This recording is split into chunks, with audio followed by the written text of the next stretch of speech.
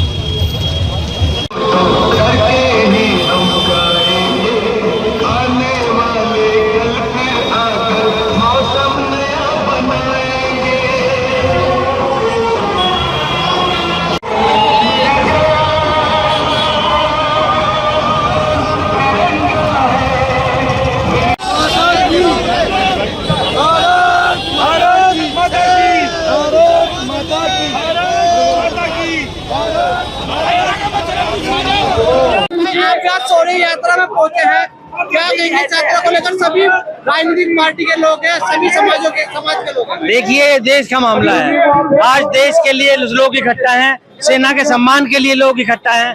हर देश के हर जिम्मेदार नागरिक का ये कर्तव्य है कि इस तरह की यात्रा में हमारे सैन्य पराक्रम के सम्मान में हम सब लोगों को एकजुट होकर एक साथ चलकर देश का सम्मान करना चाहिए। यही हमारी जिम्मेदारी है। बड़ी संख्या मुस्लिम समाज के लोग भी इस यात्रा में पहुंचे हैं, क्या कहेंगे? देखिए, मामला देश का है, देश के आगे कुछ नहीं। हम सब देश के लिए इकट्ठा है, सब एक हैं।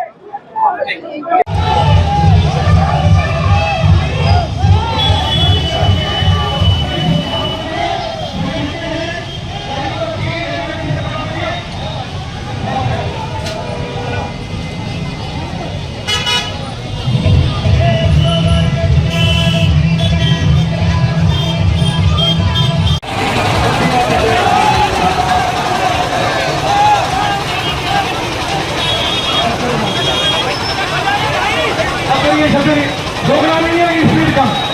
प्रोग्राम नहीं है, स्पीड कम। भारत माता की वंदे वंदे वंदे। भारत माता की।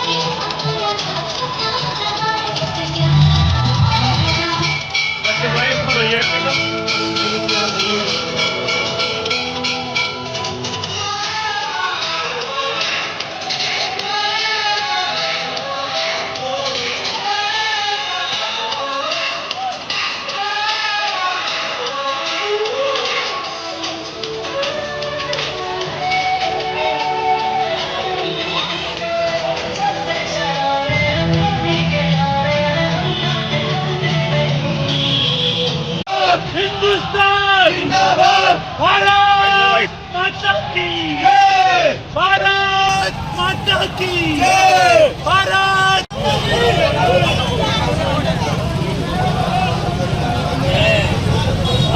माता की जय।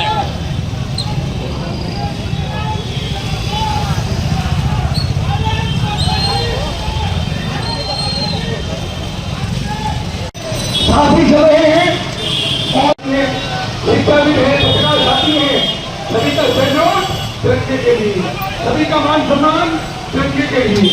तिरंगे के सम्मान में इस शौर्य यात्रा आज गाँव राजस्थान भवन के अपने हिंदुस्तान शहर पे सभी लोग, सभी ने परिश्रम के साथ इस संख्या को जुटाने का काम किया। सभी व्यापारियों का, एससी मार्केट का, एससी मार्केट डिवीजन का, सागम धर्म का, सभी का अभिनंदन है। सभी लोग एक साथ यात्रा में शामिल हैं।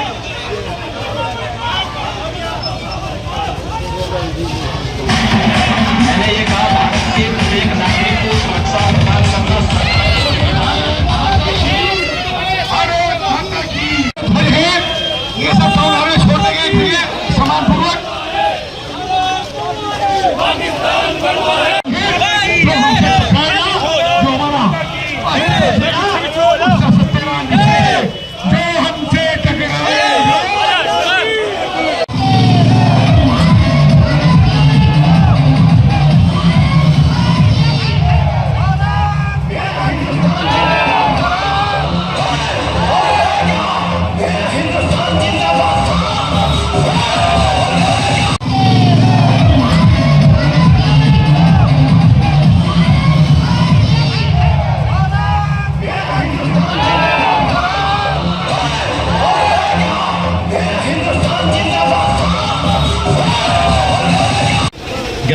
से जब से मोदी जी देश के प्रधानमंत्री हैं, 3 बार दुस्साहस किया गया और तीनों बार उनका जवाब चाहे सर्जिकल स्ट्राइक के द्वारा हो या अब आतंकवादियों को मार के दिया गया हो, भारत के द्वारा जबरदस्त तरीके से जवाब दिया गया है।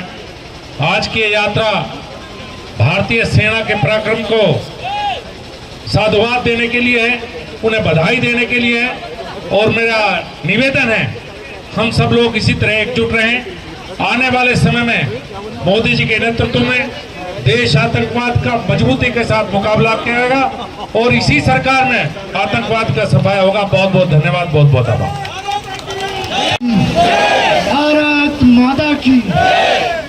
साथियों, जैसा आज आपको विदित है माननीय मंत्री जी से जो शब्दों को अपने आप को निमित्त करते हुए बताता कि आज की ये भारत शौर्य तिरंगा यात्रा ये अभिनंदन है, वंदन है उन वीर सैनिकों का जिन्होंने अदम्य साहस का परिचय देते हुए दुश्मन को घर में घुस के मारा है और दुश्मन के घर में जाकर भारत माता की। व्यापारी बंधुओं ने, भैया सुनील दयाल जी हमारे जो व्यापार प्रकोष्ठ के अध्यक्ष हैं, उनके प्रयास से, सभी व्यापारियों के प्रयास से, आते ही अशोक अंसल जी हैं, सबने एक बढ़िया तैयारी बाजार के अंदर कराई।